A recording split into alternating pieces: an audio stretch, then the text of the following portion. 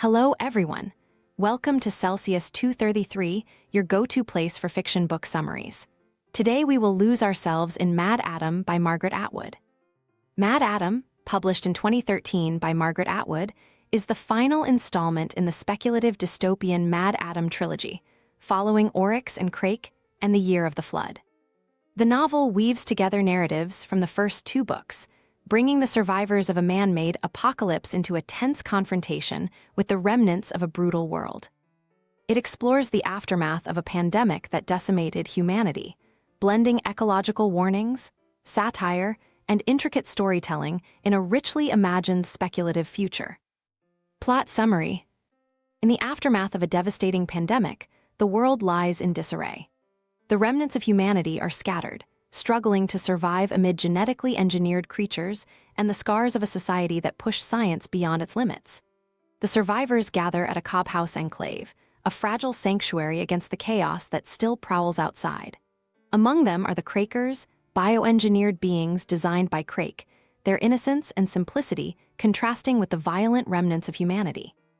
Toby, a former god's gardener and a figure of resilience, takes on the role of caretaker and storyteller. She has returned with Amanda, a survivor traumatized by her captivity at the hands of paintballers, savage criminals whose dehumanization in the pre-apocalypse world made them monstrous. Amanda's fragile state speaks to the cost of survival in a broken world. Ren, Toby's companion, tends to Amanda while grappling with her own scars, and Zeb, resourceful and enigmatic, departs on a mission to find other survivors, leaving Toby to hold the fragile group together. The Enclave is a precarious haven. The paintballers, who escaped after a chaotic encounter, remain a looming threat, driven by hunger and violence. The Crakers, childlike in their understanding of the world, complicate matters further. Their genetic engineering has left them without malice or guile, but also without a capacity to understand the darkness that shaped humanity. They revere Crake as a god and Oryx as a benevolent figure, folding their creators into a mythos that guides their lives. Jimmy, the Crakers' prophet, known to them as Snowman the Jimmy, lies feverish and wounded, a man trapped between his past and the Crakers' unshakable faith in him. As Toby takes on the responsibility of caring for Jimmy, she finds herself drawn into the Crakers' worldview. They insist she tell them the stories of Crake and Oryx, believing these tales will guide them as Jimmy's once did.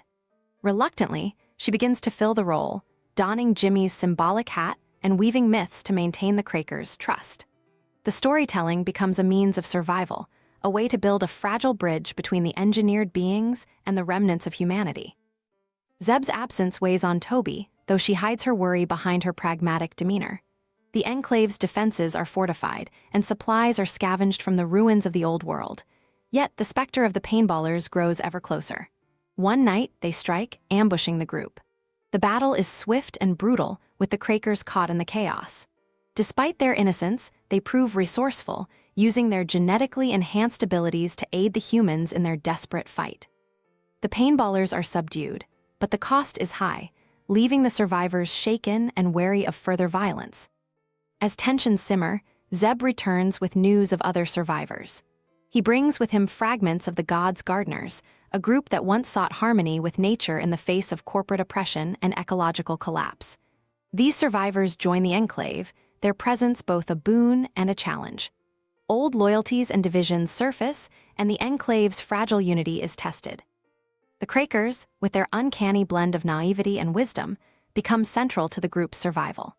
Their genetic adaptations make them immune to many of the dangers that plague the humans, and their ability to live harmoniously with the altered creatures of the world offers a glimpse of a new way forward.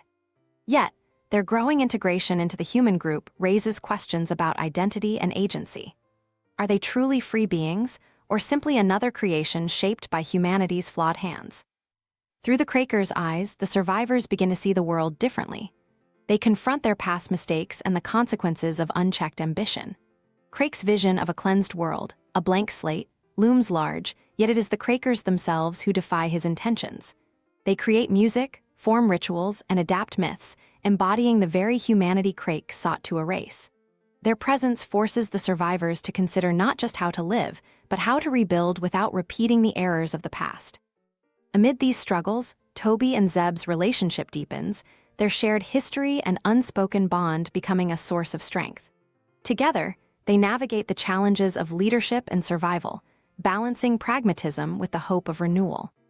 Their journey is mirrored by that of the Enclave itself, as it evolves from a shelter into a fledgling community, shaped by both the wisdom of the past and the possibilities of the future.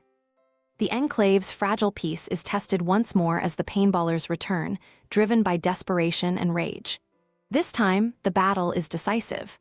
The paintballers are defeated, their reign of terror brought to an end. The victory, hard-won and bittersweet, marks a turning point. The survivors bury their dead and reaffirm their commitment to protecting one another, human and Craker alike. As the days stretch into weeks, the Enclave begins to thrive. Gardens are planted, shelters are fortified, and new bonds are forged. The Crakers, with their songs and rituals, become both a source of solace and a reminder of the world that has been lost and the world that could be rebuilt. Toby, now a storyteller and leader, finds a measure of peace in her role. She continues to tell the Crakers their stories, weaving a tapestry of past and present that binds the group together. As the sun sets over the cob house, the survivors gather around a fire. The Crakers sing their crystalline songs, their voices mingling with the laughter and conversation of the humans. The Enclave, once a fragile refuge, has become a beacon of resilience and hope, a testament to the enduring spirit of life even in the face of devastation. This was just one chapter in MaddAddam series. If you want more, check out the rest of the series by Margaret Atwood. Details are below or on Celsius 233.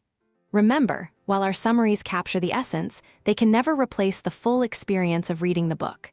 If this summary intrigued you, consider diving into the complete story, buy the book, and immerse yourself in Margaret Atwood's original work. Bye-bye, take care, have fun.